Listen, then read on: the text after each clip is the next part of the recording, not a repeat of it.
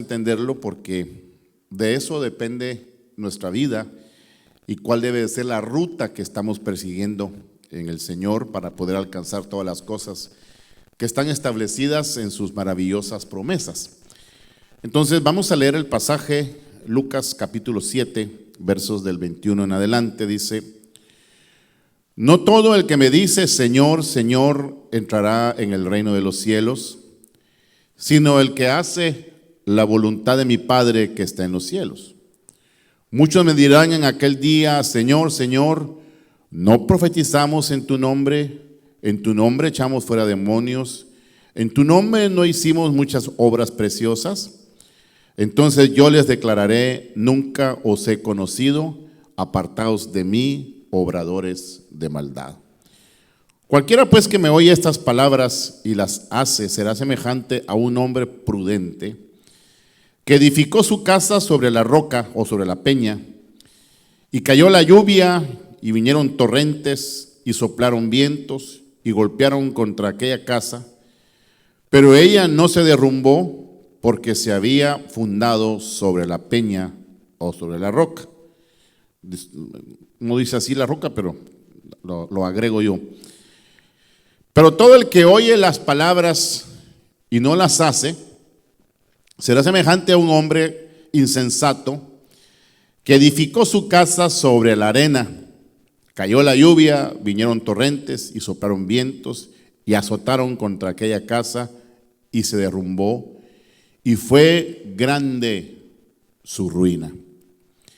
Y aconteció que cuando Jesús terminó estas palabras, las multitudes estaban maravilladas de su enseñanza, porque les enseñaba como quien tiene autoridad y no como los escribas. Vamos a orar. Padre, te damos muchas gracias por tu bondad y misericordia al traernos esta tarde para celebrar esta asamblea y para poder traer tu palabra. Te suplico, Dios, que los que están presentes y los que me oyen por medio de las redes y por medio del YouTube puedan, Señor, ser bendecidos con tu palabra y podamos llevarnos un mensaje claro para saber la ruta de nuestra vida, Señor. Gracias te damos por todo en el nombre poderoso de Cristo Jesús, nuestro Señor y Salvador. Amén y amén. Bueno, quiero hablar sobre los dos cimientos. Como dije ya, una parábola muy conocida, una parábola que me imagino que durante su tiempo en el Señor la ha leído varias veces, hasta hay cantos sobre esa parábola, y ha escuchado un sinfín de mensajes sobre la misma o de la misma. Pero hay cosas que quiero trasladarle hoy que realmente tienen el significado que yo veo para poder saber la importancia de cómo edifico y hacia dónde voy en el Señor. Y quiero tocar unos puntos antes de entrar de lleno a la parábola, y quiero que me escuche bien porque me llama la atención la última parte de lo que dice el pasaje, que aconteció que cuando Jesús terminó estas palabras, las multitudes estaban maravilladas de su enseñanza, porque les enseñaba como quien tiene autoridad y no como los escribas. O sea, todo el tiempo, toda la vida de Dios, toda la vida de la iglesia, todo el tiempo en el que el Señor ha estado tratando con la humanidad, siempre han habido personas que predican la verdad y siempre han habido personas falsas que pareciera que lo que predican es la verdad. Todos los que se tuercen, todos los que están descarriados o los que se perdieron en el camino, todos dicen tener una palabra y todos hablan del Señor, todos hablan de Dios, todos predican de la Biblia, y a veces tienen temas muy interesantes. O sea, todo el mundo cree tener la verdad y cree tener la palabra, pero hay una línea muy chiquita, muy pequeña, para poder saber si lo que estoy oyendo realmente es la verdad o lo que estoy oyendo es realmente la palabra de una persona a nivel de escriba o a nivel de un falso que tiene buenos comentarios, tiene buenas cosas, pero que no me lleva realmente a entender la realidad del evangelio para que me salve. Es muy difícil, es muy tenue la línea, esa es la palabra que quería usar, entre una cosa y la otra. Y entonces uno tiene que estar seguro que cuando uno oye el mensaje, hay que tener, esta es la clave que quiero hablarles, hay que tener la autoridad de la palabra. La palabra tiene una autoridad, que no es una autoridad del hombre, sino es una autoridad que da el mensaje a través del hombre para que la gente pueda decir realmente amén, así es. Porque para eso es el amén. Usted hace sí, amén, así es. Es como confirmando usted, como persona que oye la palabra, que lo que está recibiendo realmente tiene una autoridad para salvarlo. Hay varias cosas. La palabra tiene que tener una autoridad para salvarlo, para restaurarlo, para edificarlo, para transformarlo y sobre todas las cosas para glorificarlo. Esa es la palabra que debe, la autoridad que debe de tener la palabra. Y entre todos ellos había una diferencia en lo que decían los escribas y lo que decía realmente el Señor que tenía la autoridad. O sea, qué maravilloso, qué poderoso es poder entender lo que un escriba dice, lo que alguien que inventa algo dice y que tendrá alguna razón, pero no trae la autoridad de la palabra para salvar y para transformar. Porque ese es el punto que a mí más me llama la atención. Porque de eso va a depender mi vida. Cuando habla aquí, cosas muy interesantes. Primero está diciendo, ¿por qué me llamáis Señor, Señor, y no hacéis lo que yo os digo? Dice. Es un punto bien interesante porque todo el que se dice ser creyente de algún tipo de enseñanza religiosa evangélica o enseñanza religiosa de otro tipo, todos le dicen Señor al Señor. Todos levantan sus manos para alabar y para adorar. A lo mejor algunos danzan y lo hacen con sinceridad, pero eso es lo más fácil realmente. Pero al usarlo de esa forma, al usar la palabra Señor, Señor, Señor, es como usar el nombre de Dios en vano. No quiero que usted, por favor, vea eso. Porque uno de los pecados es usar el nombre del Señor en vano. Entonces usted hoy vino y le dice, Señor, Señor, Señor, aquí estoy, te bendigo, te alabo, te glorifico, y a lo mejor es sincero. Pero si usted y yo no estamos viviendo lo que oímos de esa palabra de autoridad, no tenemos derecho de llamarle Señor. ¿Por qué me llamáis Señor, Señor, y no hacéis lo que yo os digo? Es una cosa bien interesante que quiero que usted analice conmigo. Si usted no está viviendo la Biblia, no vive la palabra de autoridad, no vive la palabra y se siente en sí mismo o siente que usted ha ido siendo transformado cada día, que usted es mejor hoy que hace 2 meses, 3 meses atrás, porque la palabra realmente ha hecho un efecto en su vida. Eso es lo que a mí me interesa. Por ejemplo, yo me mido a mí mismo como predicador, que quiero salvarme yo y los que me oyen. ¿Cómo realmente estoy viviendo el evangelio que predico? ¿Será que lo estoy viviendo? ¿Será que ha hecho un efecto poderoso en mi vida? Y si yo siento que sí está haciendo un efecto poderoso en mi vida y que sí de hecho estoy siendo transformado, entonces vale mucho la pena decirle Señor al Señor. Porque realmente los únicos a los que el Señor escucha, que le dicen Señor y Él lo recibe, son aquellos que están oyendo y viviendo lo que el Señor nos traslada a través del mensajero y a través del poder del Espíritu Santo, quien da la inspiración para el mensaje. Y porque esa es la unción que nos enseña todas las cosas a través del Espíritu Santo. Es muy sencillo lo que estoy diciendo, pero tiene que ser clave, hermano, porque si usted no está sintiendo un cambio, una transformación, cambio es muy difícil usar esa palabra porque cualquiera puede cambiar de una cosa a otra. La palabra más importante es, si usted no está sufriendo una transformación, pues no tiene derecho de decirle al Señor, Señor, Señor, porque no hace lo que Él le pide que haga. ¿Y qué es lo que pide? Que vivamos lo que oímos. Eso es un punto bien interesante. Pero lo que me llama también la atención es, no los conozco hacedores de maldad. profetizaron en mi nombre, echaron fuera en mi nombre, hicieron milagros en mi nombre, pero no los conozco, hacedores de maldad. Mire qué cosa más interesante. Mucha gente en el mundo tiene poderes, tiene milagros. Si usted, por ejemplo, y no lo mire porque no vale la pena, pero a veces uno sin querer pasa por la televisión y se mete uno a ese canal de televisión que se llama Enlace. Y que uno mira un montón de predicadores y me dieron ganas de vomitar. Perdón la palabra que estoy usando. No es por malcriado, sino porque me dieron literalmente ganas de vomitar. Viendo a una mujer predicando y sanando gente con una autoridad de mujer, con un terrible matriarcado, hermano. Hasta con el pelo cortado chiquito y rara la cosa. Quizás van a decir, usted está en contra de las mujeres. No estoy en contra de las mujeres, sino que estoy en contra de las cosas absurdas de la vida, del evangelio, donde la gente realmente pierde el foco. Entonces la gente haciendo línea para que oraran por ellos, habían liberaciones, habían milagros, habían sanidades, habían profecías. Y todo, me llama la atención una palabra, porque dice la mujer así parada frente a una que estaba siendo sanada, según ella. ¿Quién te sanó? ¿Quién te sanó? Dilo. Cristo me sanó. Aleluya, alabado sea el Cristo. Pero miren cómo es la hipocresía, porque aunque dice ¿quién te sanó? Lo que estaba tratando la señora de decir es, ¿entiende?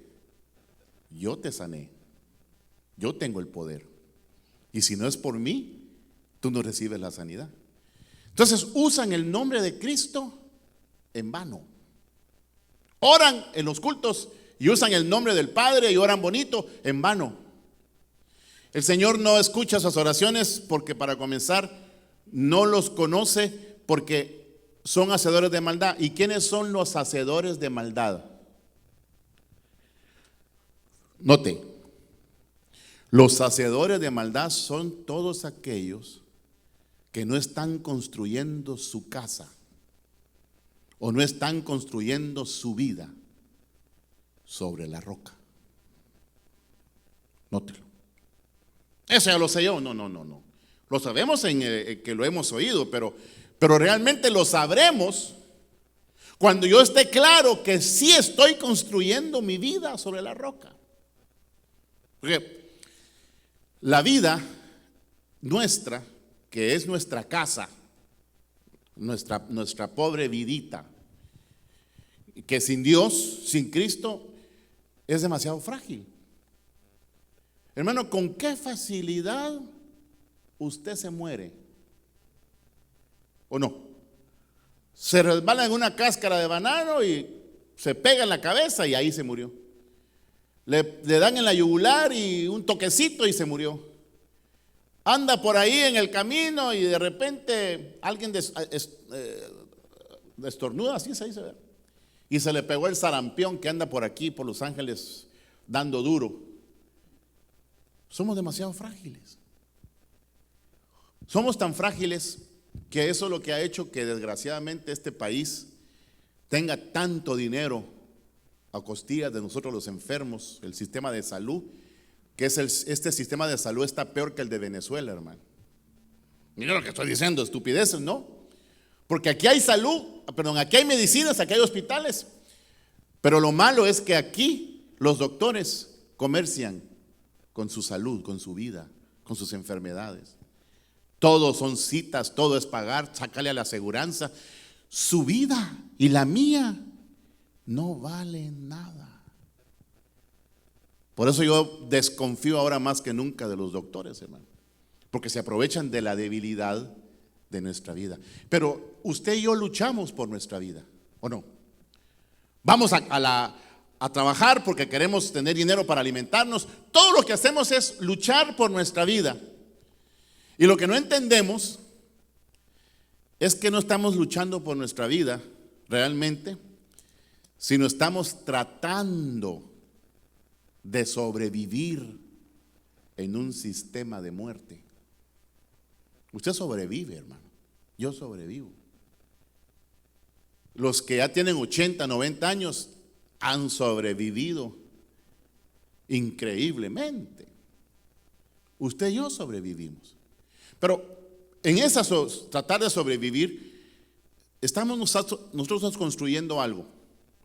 Por ejemplo, ¿qué edad tiene? Mira hacia atrás y dice, ya me estoy poniendo viejo y no tengo nada. No tengo una casa, mis hijos se van a casar y ya bien viejo a lo mejor me van a mandar a un asilo, y a lo mejor ni siquiera a un asilo, sino no va a haber quien me cuide, porque los viejos se vuelven a veces carga de los hijos. Y entonces uno mira hacia atrás y uno dice, pues no he hecho nada. He trabajado toda la vida, he luchado toda la vida, me casé, tengo hijos, mis hijos crecieron, ya me hice abuelo, y mira uno para atrás, ¿y qué hice? A lo mejor una casita que se le está cayendo de vieja, porque no tiene para repararla. Y yo no sé, pues no quiero hablar tampoco negativamente, pero quiero que usted entienda que usted y yo luchamos en esta vida para que el día que estemos viejos tengamos por lo menos en donde caer muertos.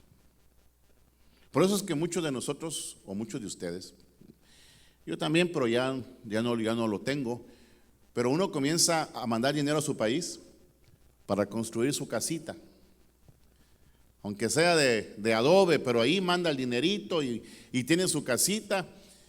¿Y por qué dice usted que la tiene? Porque cuando sea viejo me regreso a mi país y ahí me voy a ir a morir.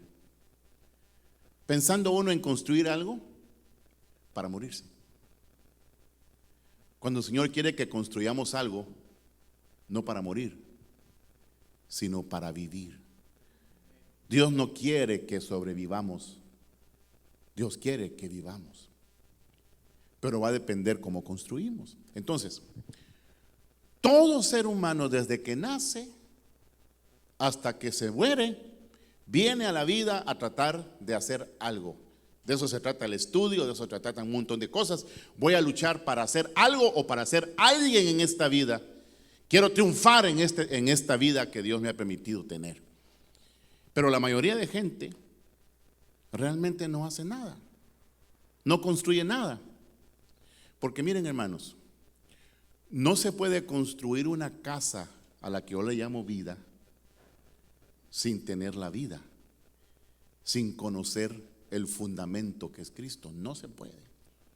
Entonces, cualquier ser humano sin Cristo, haga lo que haga, triunfe como triunfe, tenga un montón de propiedades, al final no construyó nada, porque lo que yo estoy construyendo en este tiempo es para la vida. ¿Y quiénes son los únicos que pueden construir a ese nivel? Los que hemos conocido la vida, los que hemos conocido a Cristo, los que estamos en el Señor.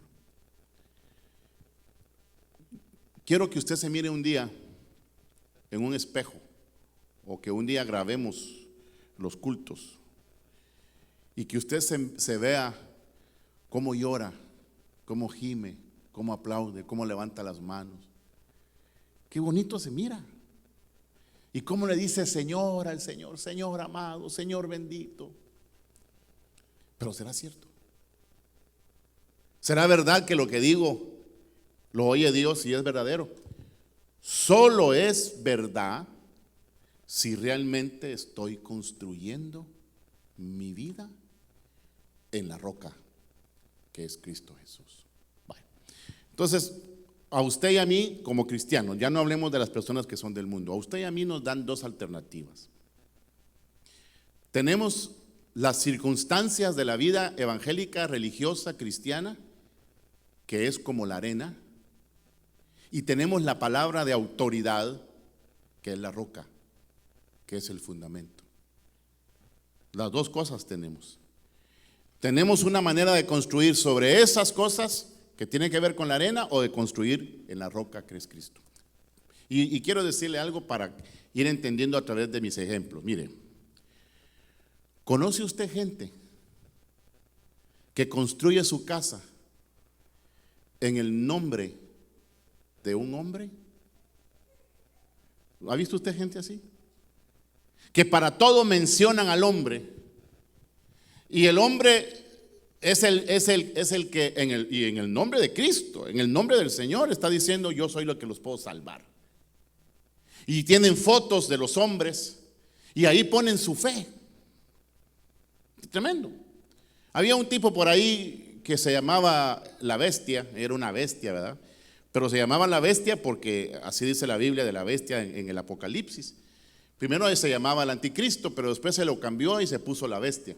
Y usaban el 666 porque según eso sanaba. Y mucha gente, hermano, construyó su vida religiosa sobre la base de ese hombre y para todo ese hombre. Y ese hombre dijo una locura un día: yo soy inmortal, yo no voy a ver muerte.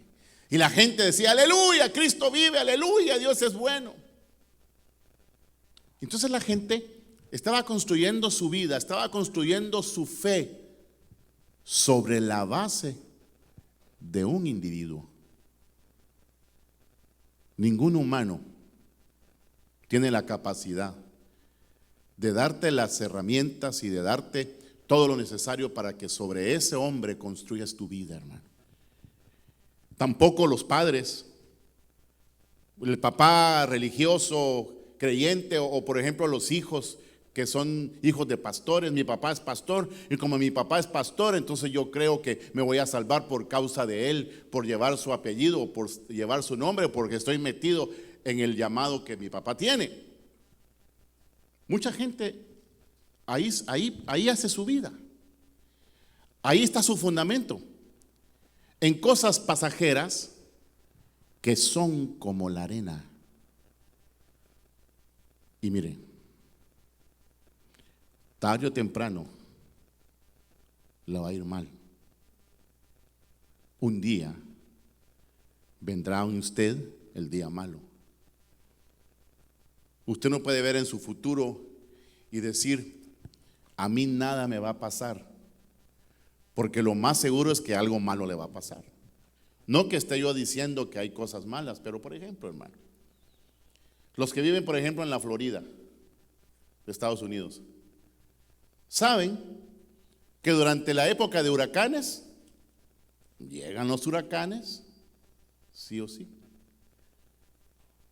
No va a haber un año que no haya huracanes. A veces caen en lugares donde nunca se lo esperaban, pero cayó ahí y entonces siempre están a la expectativa, algo malo viene. Por ejemplo, aquí en California. Lindo California, ¿verdad? Lindo clima que tenemos aquí en el sur de California. Malaya, este clima en el este. Pero usted sabe que hay una gran falla aquí. La falla de San Andrés. Y usted sabe que en algún momento algo malo va a pasar en esta preciosa ciudad que se llama Los Ángeles. Bueno, no toda la ciudad, porque hay lugares horribles en Los Ángeles también. Pero lo interesante es que uno anda en la calle y uno sabe que algo malo va a pasar. Por ejemplo, usted sabe que un día se va a morir. Usted sabe, hermano amado, que un día se va a enfermar, o que a lo mejor ya está enfermo, y que de plano se va a morir de alguna enfermedad. ¿Usted lo sabe?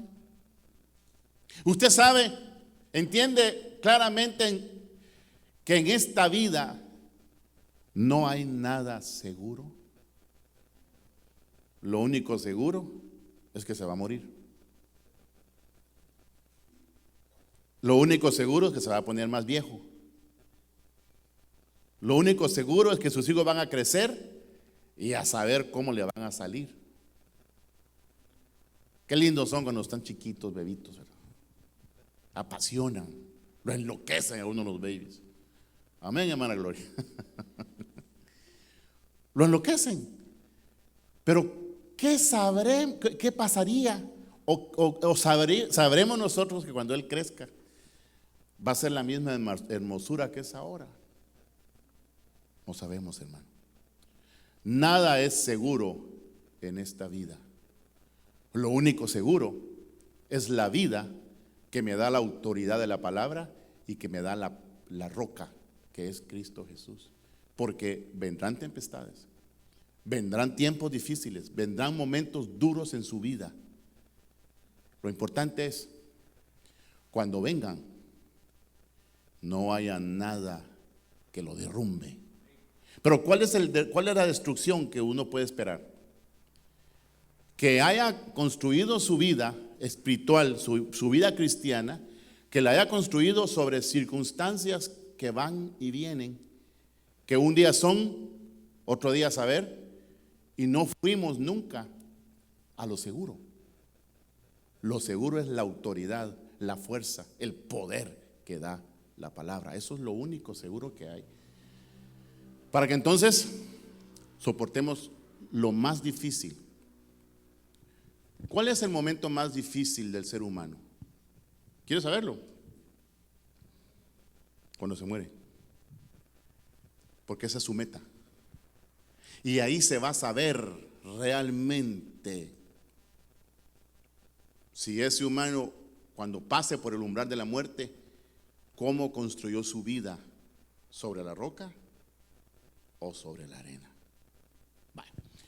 Entonces, como es tan sencillo, pero no es tan sencillo cuando uno se da cuenta que a lo mejor estamos construyendo en base a circunstancias, hermano.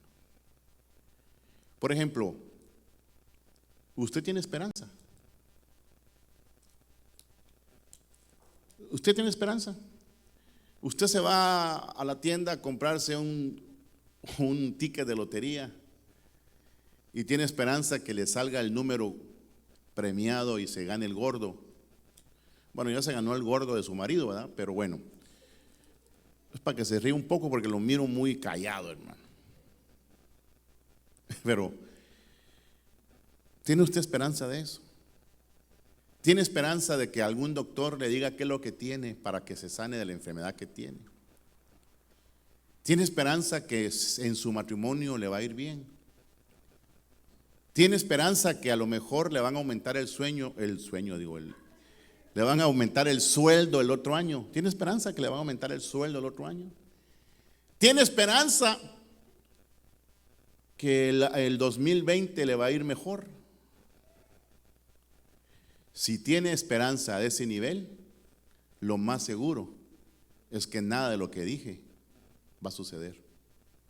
Porque el hombre no puede vivir por esperanzas humanas. Porque la única esperanza que vale la pena es la esperanza de la vida eterna. Y por eso luchamos. Y por eso construimos nuestra casa, nuestra vida, lo que somos, sobre un fundamento sólido, que es Cristo, que es la palabra. Ya voy a hablar de esos fundamentos.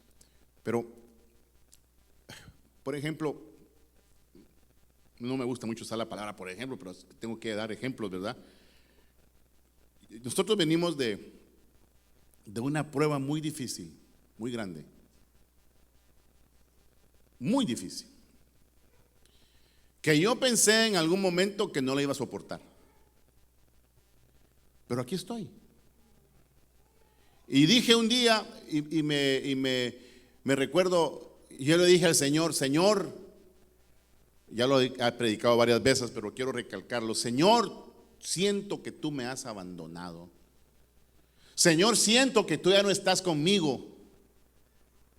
Siento, Señor, que ya no soy tu hijo. Hasta ese punto, siento, Señor, que te alejaste de mí. Eso siento, Dios. ¿Dónde estás? Que no me oyes. Y entonces, peleando yo con Dios, ¿verdad? Jacob peleó con el ángel. Yo me peleé con el mismo Dios. Que también Jacob, cuando peleó con el ángel, también era Dios, ¿verdad? Y le quedó una marca de su pelea. Pero yo le dije a Dios, pero mira, Dios, aunque me hayas abandonado, aunque ya no estés conmigo, tengo tu palabra. Y eso me sostiene, Dios. Eso es lo que me da vida y de eso me agarro. Aunque no te sienta, tengo tu palabra. Me atreví a decirle eso a Dios. Y cuando le dije eso a Dios, sentí como que en mí vino una fuerza que me sostuvo para no claudicar. Porque lo que el diablo quería era que yo negara a Dios, que yo negara mi salvación, que yo dijera todo lo que he vivido es pura mentira. Dios realmente no existe. Así, hermano, a ese nivel me llevaba el diablo. Pero entendí que lo más grande que hay en Dios es su palabra bendita. Es la roca en donde nosotros tenemos que estar sostenidos. Porque lo más seguro es que vienen cosas malas para su vida. Pero lo más terrible es que cuando esas cosas malas vengan, no esté firme, sino que haya construido su vida cristiana en circunstancias contrarias a lo que realmente es la verdad. Por ejemplo, hermano, otro ejemplo, por ejemplo, pero bueno, usted me entiende. Yo prometí fidelidad a ciertos hombres en mi vida. A uno le dije, yo le voy a ser fiel hasta la muerte. Fíjese que dije, hermano. Y eso estaba en mi vida, y me chocaba en mi pensamiento y decía, ¿por qué dije eso? ¿Y por qué no lo cumplí? Y cuando yo comencé a bajar libros y entendí que uno no puede ser fiel a alguien cuando esa persona se tuerce según la palabra y según el evangelio. Mucha gente, hermano, no toma decisiones por la palabra porque su circunstancia es su iglesia, su grupo de gente. Y si hace una decisión por Cristo, se le va la gente y pasa pobrezas y ya no quiere pasar por momentos difíciles. Entonces se quedan en la mentira, se quedan celebrando la mentira y la falsedad porque su circunstancia es: no me quiero quedar sin gente, no me quiero quedar sin salario, no me quiero quedar sin dinero, quiero tener para seguir viviendo porque al fin y al cabo ya estoy viejo y no me puedo quedar en la calle. No sé si usted me está entendiendo.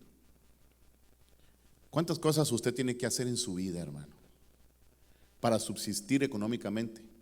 Y muchas veces eso que usted decide hacia un lado lo más importante, que es su fundamento, que es Cristo Jesús. Bueno, entonces ya más o menos me está captando. Ahora quiero llevarlo a Efesios. Porque ¿de qué se trata? ¿Qué es edificar su vida? ¿Hacia dónde lo lleva su vida a edificar su vida? ¿Cuál es el punto final de su vida cuando se trata de edificar su vida? ¿Qué es? Por ejemplo, algunos dirán, bueno, quiero ser un buen cristiano. ¿Usted quiere ser un buen cristiano? Nunca va a poder ser un buen cristiano porque no hay bueno ni aun uno. No hay bueno. Quiero ser un buen predicador. Quiero ser un buen ministro de alabanza. Esos no existen, pero se llaman ministros de alabanza. No sé dónde sacaron ese nombrecito, ministro de alabanza. Eso no hay en la Biblia, hermano. ¿Qué cosas usted cree que es construir su casa sobre la roca? Que ya no peque, que me vuelva un gran santo. Si usted se quiere volver un gran santo, se va a volver un gran religioso legalista, porque tenemos un cuerpo de pecado que nos hace pecar. Entonces, ¿cuál es la meta?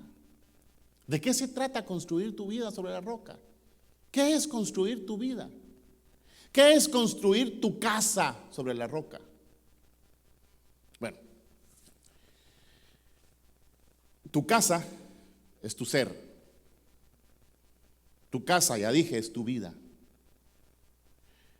Pero ¿para qué sirve esa casa que es tu casa?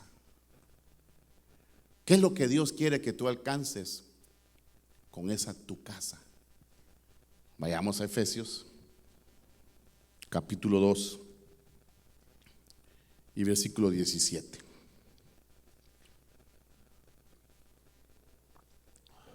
Efesios 2:17. Fíjese pues. Y vino y anunció las buenas nuevas, paz para vosotros que estabais lejos y paz para los que estaban cerca, ya que por medio de él ambos tenemos acceso al Padre en un solo espíritu. Hablando del pueblo de Israel y hablando del pueblo gentil.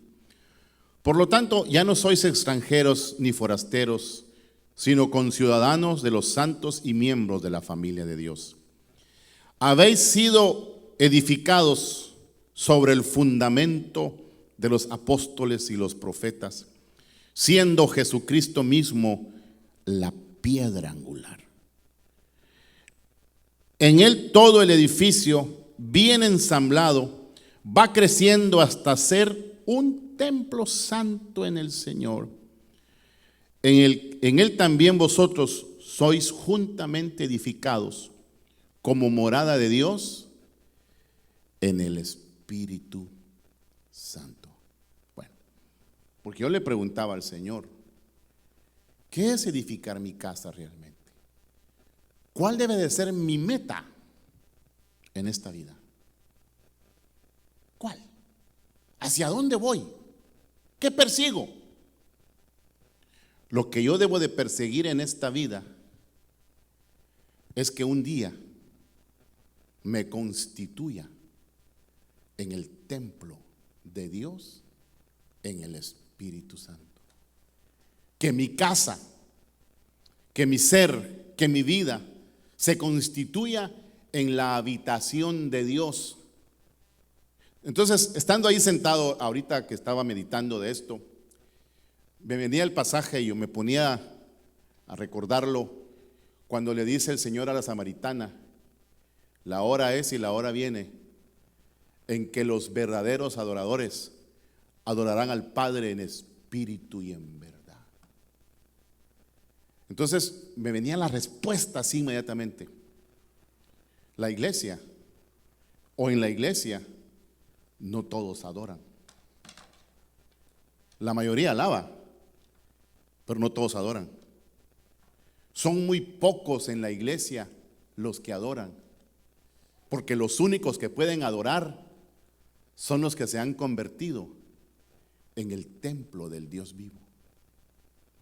Si tú no eres el templo del Dios vivo, tú no puedes adorar al Padre. Porque adorar al Padre es en espíritu y en verdad, en el sentido, en espíritu porque es a través del espíritu, pero en verdad porque es a través de un conocimiento legítimamente puro. Solamente tú sabes si lo que oyes es puro. Porque si lo que oyes te transforma, te va haciendo cada día diferente, te va haciendo crecer en aquel que es la cabeza. Entonces tú mismo puedes decir, en efecto, yo estoy escuchando el verdadero mensaje, el verdadero evangelio que me está llevando al nivel de constituirme en el templo de Dios. Por eso, hermanos, por eso uno de los pecados más grandes, o el pecado más grande que puedo yo ver en la Biblia, es el pecado de la idolatría.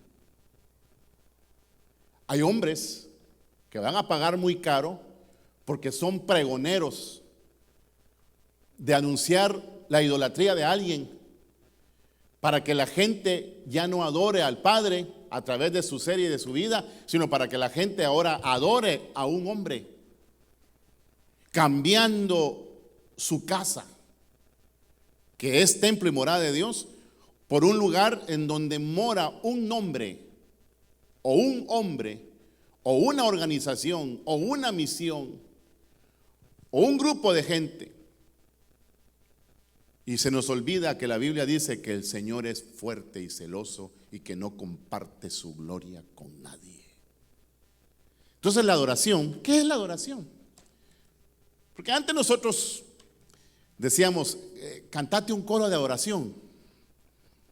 Y el coro de adoración es el coro lento, ¿verdad? Eso no es un coro de adoración. Realmente no existen coros de adoración. Porque la adoración no es un canto. La adoración no es levantar las manos. La adoración es una vida donde tú practicas lo que oyes, donde tienes el poder y la capacidad de decirle: Señor, Señor, Señor, porque tu vida está haciendo lo que ese Señor te dice. Esa es la adoración. La adoración es qué haces tú, cómo piensas tú, cómo actúas tú, desde que te levantas hasta que te acuestas. ¿Qué hay en tu mente todo el día? La hora es de que nos volvamos adoradores. Pero para poder ser adoradores, tenemos que comenzar nosotros a construir nuestra casa. Y estando claros de dos cosas. Primero, dice Pablo, ustedes fueron edificados como iglesia de Jesucristo, como iglesia de los Efesios, porque esta iglesia era una iglesia preciosa, sobre el fundamento de los apóstoles y los profetas. ¿Qué profetas? Los profetas del Antiguo Testamento que anunciaron el advenimiento del Mesías, que anunciaron que el Mesías salvaba, iba a salvar, que anunciaron que el Mesías iba a resucitar y que iba a tener una gran descendencia. Ese es el fundamento de ese Mesías en el cual nosotros creemos. Pero creemos si realmente estamos edificando nuestra casa al nivel que le estoy hablando. ¿Y qué apóstoles? Los 12 apóstoles, hermano. Ellos son el fundamento. ¿Por qué los 12 apóstoles? Porque fueron los que vieron al Señor en su debilidad, en su humanidad, los que lo vieron resucitado y los que lo vieron ascender a los cielos. Ellos tienen ese fundamento, y sobre ese fundamento que manifiesta la realidad de Cristo, y la realidad de Cristo a través de una palabra firme que no cambia, una palabra inconmovible, hermano, no se puede mover. Esa palabra que dice: el cielo y la tierra pasará, pero mi palabra no pasará. ¿Me está siguiendo, hermano?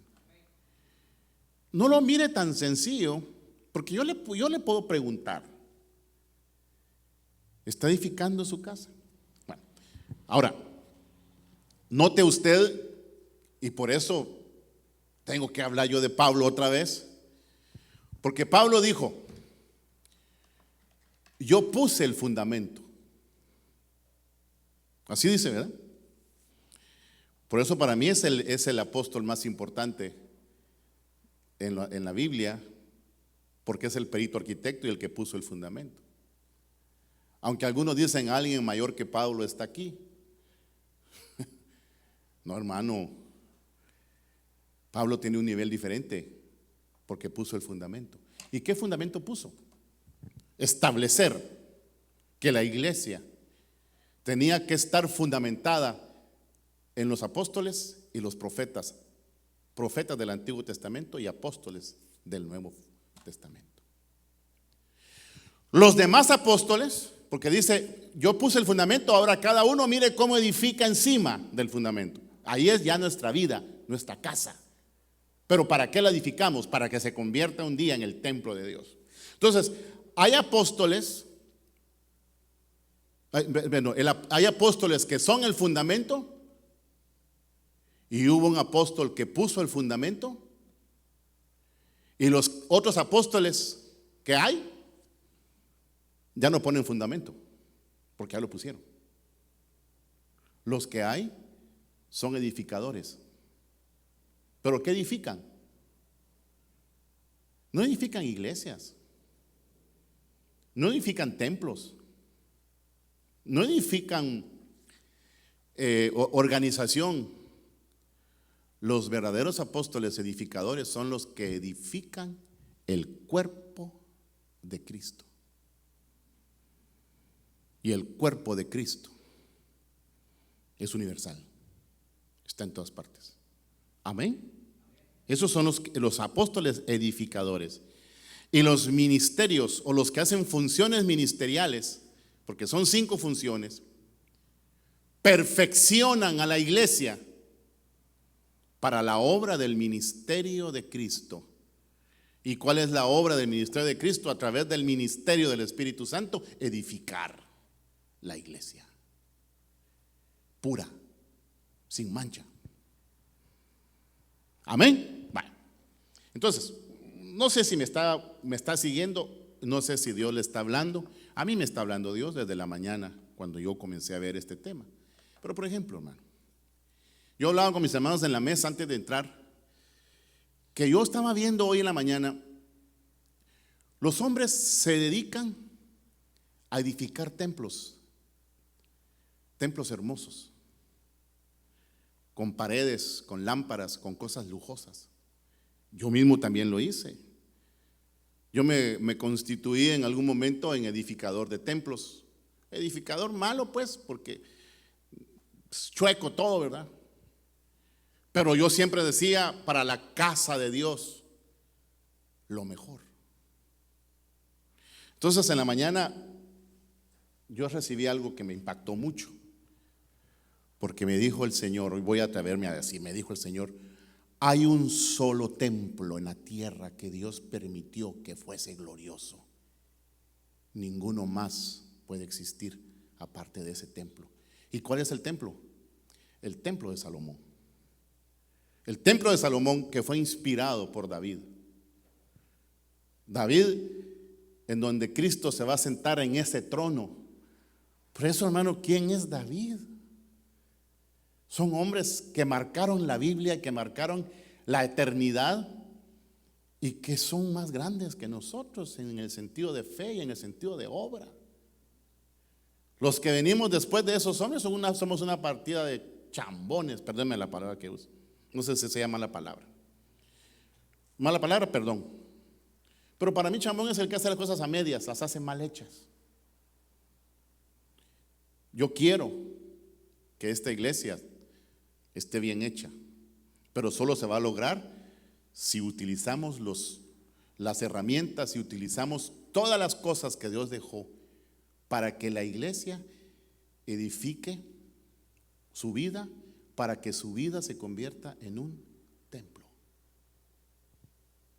Entonces hay 3 templos. El templo que construyó Salomón, que fue glorioso, y después de ese templo no puede haber otro más.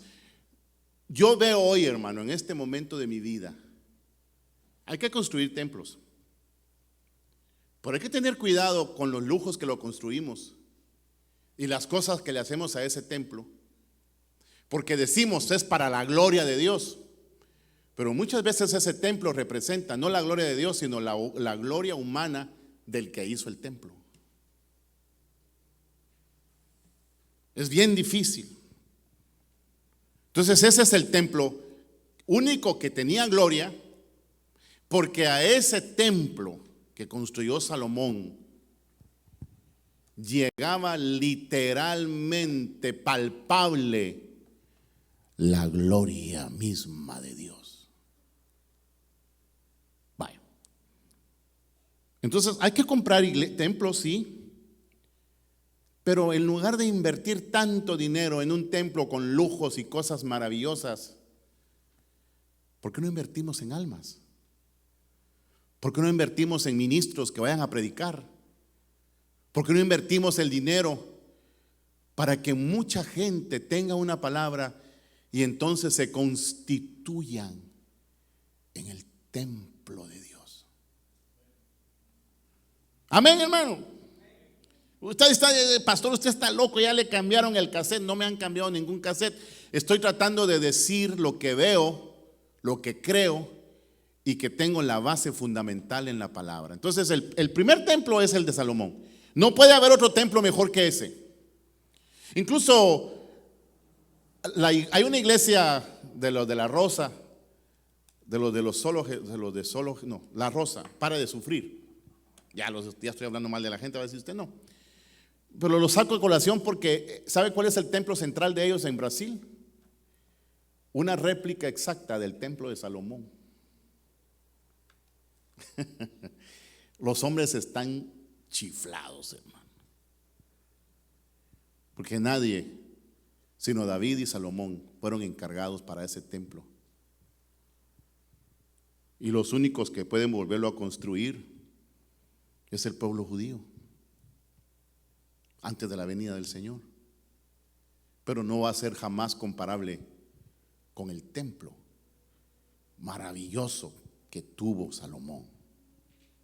De ahí para acá hay que tener lugares donde congregarnos y hay que hacerlo bien, porque las cosas se hacen bien. Pero de ahí para acá, el otro templo que importa es la iglesia que está siendo edificada, que está siendo establecida bajo el fundamento sólido y va en el camino de convertirse en el templo, porque en este tiempo Dios quiere morar en corazones. Dios quiere morar en su vida. Dios quiere ser adorado a través de nosotros, porque vivimos la palabra, porque vivimos el mensaje bendito del Señor. Eso quiere Dios, hermano. ¿Cuántos quieren agradar a Dios? Yo quiero agradar a Dios. Si me pregunta si le estoy agradando ahorita, yo tengo mis dudas, hermano. Si me pregunta si yo como pastor soy el templo de Dios, a lo mejor no. Me falta mucho. Miro mi humanidad, miro mi vida y digo, todavía me falta mucho. Todavía peco mucho con este cuerpo. Porque cuando el cuerpo comienza a dejar de pecar, poco a poco, se va constituyendo todo ese ser en el templo de Dios,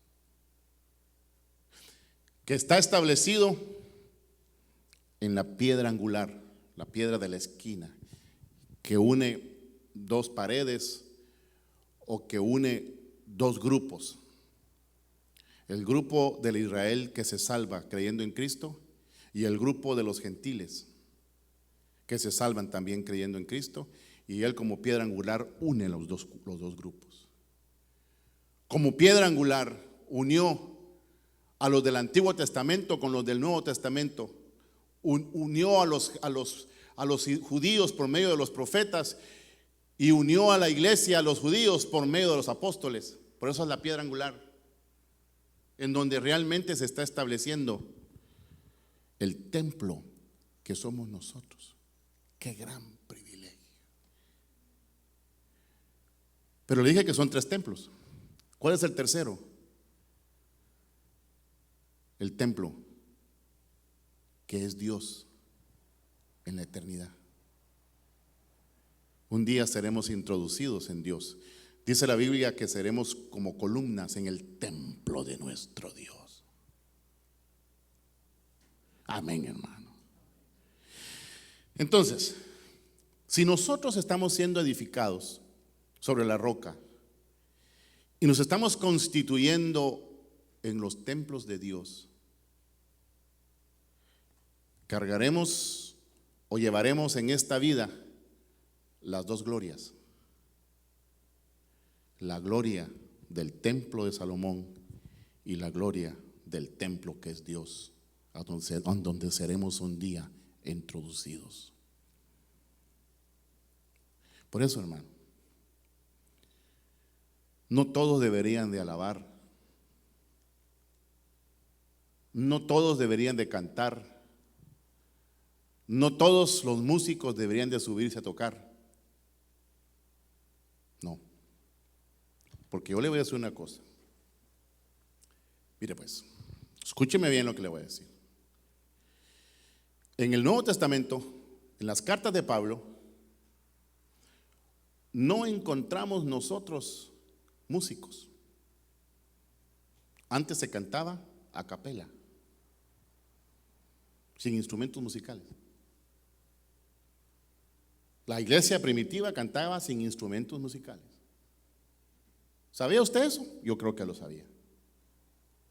Pero ¿por qué nosotros nos atrevemos a cantar en este tiempo con instrumentos y ponemos músicos y cantores? ¿Por qué? ¿Por qué nos atrevemos a tal cosa? Es un atrevimiento. David danzó alrededor del tabernáculo que él trajo a su casa. David, el hombre conforme el corazón de Dios, el prototipo del pastor Cristo, el rey que tiene un trono y se va a sentar Cristo en ese trono para el milenio, el rey que entendió cómo alabar y que construyó un templo para que entonces se manifestaran los instrumentos musicales y se manifestaran los músicos para Dios, que tocaban y cantaban ante la nube que se podía palpar, que era la presencia de Dios. Solo deberían de tocar instrumentos, solo deberían de cantar aquellos que tiendo el templo de Dios, porque adoran a Dios desde su corazón, porque son templo y morada del Espíritu Santo, se conectan con el templo de Salomón y con todos esos músicos que nunca buscaron gloria humana, porque ¿para qué la querían si vivían en la gloria de Dios? Amén. Eso es edificar sobre la roca. Ojalá que un día lo logremos, porque si un músico es templo y morada de Dios, y si la iglesia es templo y morada de Dios, se sube el músico, comienzan los instrumentos y cae la gloria de Dios, porque están conectados con el templo de Salomón, con el templo que son ellos ahora de Dios. Dios vino a habitar en nosotros. Qué grandioso es el evangelio. Porque por la palabra y por el evangelio es que nos encontramos aptos para recibir a Dios y convertir nuestra casa en el templo de Dios. Y nos conecta con el templo eterno, donde Dios es el templo, donde Dios es la luz, donde Dios es todo, y seremos introducidos ahí. Imagínense, ahorita Dios está dentro de nosotros. Bueno, a lo mejor no en el sentido de templo, pero un día nosotros, estando Dios en nosotros, un día nosotros seremos introducidos en el mismísimo Dios para la gloria de Dios. Por eso, hermano, los músicos que tienen la gloria de Dios no necesitan gloria humana, porque la gloria de Dios es más grande que cualquier gloria humana que se pueda alcanzar. Por eso usted ha experimentado que aquí comenzamos a cantar y cae la gloria de Dios inmediatamente. Esa es una muestra que vamos en camino. Comenzamos a orar y la oración es contestada. Y viene Dios y se manifiesta. Porque son esas conexiones. Porque estamos edificando a ese nivel, donde está la piedra del ángulo, que nos une de varias maneras. Nos une al templo de Salomón y nos une al templo eterno, nosotros siendo templo, por la bendita gracia y salvación de Jesucristo, la roca, donde estamos edificando para llegar a ese punto. Entonces, la única forma de agradar a Dios es cuando nosotros digamos con certeza: yo soy el templo de Dios. Estoy construido bien. Estoy bien establecido para que mi vida sea la casa de Dios. Entonces, miren, hermanos, yo creo que en este tiempo hay que invertir en un templo humano, pero no es lo más importante. Lo más importante es su vida, su corazón. Yo siempre he dicho, hay que darle lo mejor a Dios, y uno invierte en cosas muy caras para la iglesia. Yo les hablaba a los hermanos que hubo un tiempo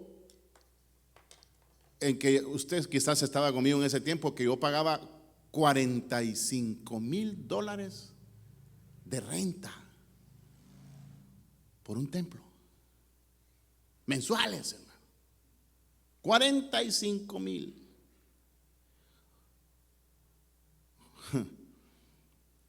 ¿Y cuánto es $45,000 en un año?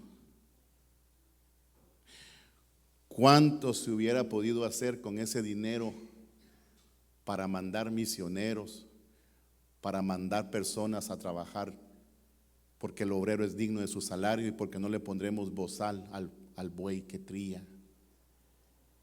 Y decirle, hermano, vete a predicar, te vamos a ayudar, dale para adelante, te vamos a ayudar a rentarte un lugar para que la gente llegue y se salve. Pero estamos más interesados en las cosas materiales, en la opulencia, en lo que se mira, en las luces, en lo grandioso de lo humano. ¿Para qué? Para que el hombre se sienta grande. Los hombres ya no quieren pararse a predicar en púlpitos humildes. Tienen que ser púlpitos hermosísimos, con bronce, con oro, y que no falte la gran pantalla, ¿verdad? Así era yo, así pensaba yo, hasta que Dios me habló y me mostró que era lo más importante. Vive Dios, que lo que digo hoy lo hablo con sinceridad, reconociendo que en la vida he fallado, pero sabiendo que Dios es tan bueno que nunca me dejó su palabra, que aunque tuve momentos difíciles en que quizás me sentí tentado a negar a mi Dios, me sostuvo el mensaje, que es la roca inconmovible. Ojalá que eso lo sostenga usted. Usted no se puede quebrar con nada, ni con una enfermedad, ni cuando está de duelo, ni cuando tiene dinero, ni cuando se queda sin trabajo o lo deja la mujer. Nada lo puede quebrar, porque está establecido sobre la roca y las tormentas no lo van a derribar, porque la palabra es inconmovible. Inconmovible. Yo no soy fuerte, soy débil, y en mis debilidades Él se perfecciona, pero estoy sostenido por una fuerza invencible, que ni los cielos, ni los demonios, ni las potestades pudieron vencer. Cristo era invencible, Cristo es invencible, Cristo es tan invencible que murió crucificado y no lo defendió nadie, porque la verdad no se defiende, la verdad se defiende sola. Y sigo creyendo que el Cristo que yo creo fue a los infiernos a pagar por nosotros nuestras deudas que nos llevarían al infierno, que se hizo ceniza, pero cuando ya estaba hecho ceniza, como es la verdad, volvió otra vez a tomar cuerpo, y ya no un cuerpo humano, sino un cuerpo glorificado. Esa es la base de la palabra, inmortal, eterna. El cielo y la tierra pasarán, pero mi palabra no pasará. En eso tienes tú que fortalecerte, hermano. Llora, pero sobre la roca. Pasa hambre, pero sobre la roca. Pasa enfermedades, pero sobre la roca. Pasa sufrimientos, pero sobre la roca. ¿Para qué? Para que ya el diablo te deje de molestar. ¿Sí? Someteos pues a Dios y resistid al diablo, porque está sobre la roca. ¿Y qué dice después? Y el diablo huirá de vosotros. A veces nosotros traemos al diablo encima de nosotros, así como aquellos micos que mueven la cola, y lo traemos nosotros al diablo. ¿O no? ¿No parece a veces usted diablo, hermano? Yo también. Si no, pregúntenle a mi mujer. Pero qué maravilloso va a ser cuando podamos decir: el diablo huirá de vosotros.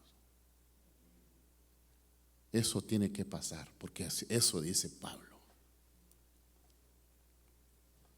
A lo mejor el diablo se va y se quedan sus enemigos, pero ni siquiera sus enemigos lo pueden destruir, porque está cimentado sobre la roca. Cierre sus ojos, hermano. Cierre sus ojos. ¿No anhela usted convertirse muy pronto, un día, en el templo de Dios? Es un proceso. Es el camino que Dios quiere que sigamos. Alcancémoslo. Porque para eso hemos sido salvos, hermano. Para eso nos han llamado al arrepentimiento. Para eso venimos cada día a oír la palabra que tiene autoridad, que es la roca inconmovible donde tenemos que fundamentarnos y desde ahí construir nuestra casa y nuestra vida para la gloria y la honra del Señor. Reciba, hermano. Reciba esta noche. Reciba el poder de la palabra. Reciba el poder del mensaje que da vida. En el nombre poderoso de Cristo Jesús. Que podamos decirle al Señor: Señor. Atrévase a decirle Señor. Pero si le dice Señor, es porque está haciendo lo que Él dice. Si no, no se atreva a llamarle Señor. Pero dígale: ayúdame para decirte Señor con toda libertad, para levantar mis manos delante de ti, para que mi vida sea la adoración que tú esperas de mí. Y casarraba, saya raba, babaso. Gracias, Señor. Gracias, Padre. Dale gracias. Llévate el mensaje en lo más profundo de tu ser, hermano. Aleluya.